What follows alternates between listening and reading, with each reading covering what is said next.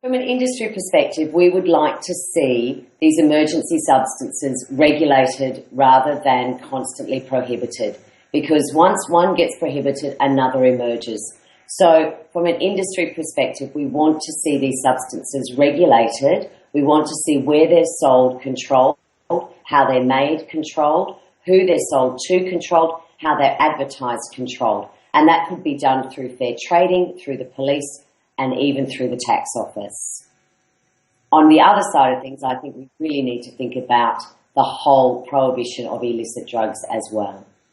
Look, I suppose the point to be made here is that if LSD was legal and regulated, these drugs wouldn't be on the market, these substitute products for it. Why would we be selling substitutes? These products are very hard to regulate. All we can really do about them is educate. And one really strong thing we have to do is, particularly with this substance, is let people know it is nothing like LSD.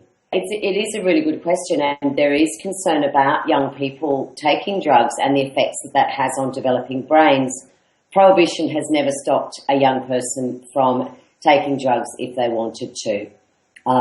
But when you look at who is taking these synthetic alternatives to the illicit drugs, almost every single person who is buying these alternatives has taken the illicit drug. So if they're buying an alternative to cannabis that's sold as a legal high, 98% of them have actually smoked cannabis.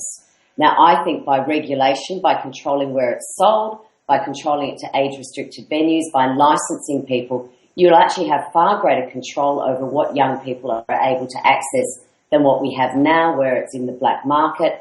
I'm quite happy to say I have tried them. I wish actual cannabis was available, because I don't think that the synthetics are really a match on cannabis itself. But I'm just one of hundreds and hundreds of thousands of people who have tried them with no great side effects. And this is the case, that the vast majority of people who try the synthetic substances that are available, or even for that matter, illicit drugs, do so with very little trouble, and they are effective members of the community. Now, I think we hear all of the terrible drug stories, but we don't often hear the fact that the vast majority of people who take drugs do not have these negative effects.